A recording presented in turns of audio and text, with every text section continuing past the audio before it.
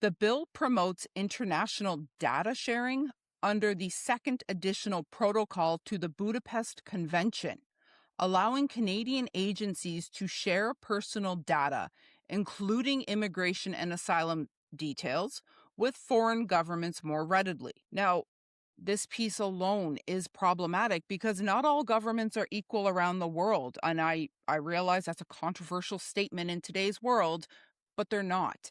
And if you look at the CCP, for example, they target dissidents in other countries regularly. If we are going to be doing data sharing, and this information is going to be available to other countries, and we have a strategic partnership now with the CCP, that leaves open a doorway to be exploited and target CCP dissidents within Canadian borders. For example, we'll say the IRGC or even Russia. Whatever country you want to look at, not all governments treat their citizens the way you would expect them to be treated. And targeting dissidents is a thing in many different governments around the world.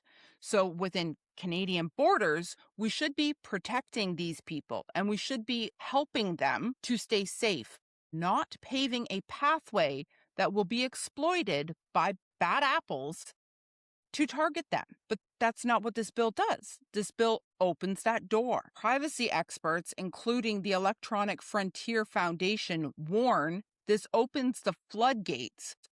Negative impacts include risks to dissidents or refugees whose information might be misused abroad, harming vulnerable Canadians or their families. The exploitation potential is high. Foreign allies could request data on critics, or the system could be used domestically to monitor cross-border activism, bypassing Canadian privacy laws. It really is a humongous problem, and it's not even really being addressed or looked at. And it blows my mind why this particular piece isn't being pointed out in mass media.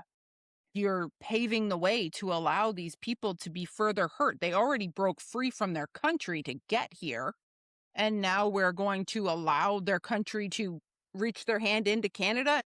What are we doing here?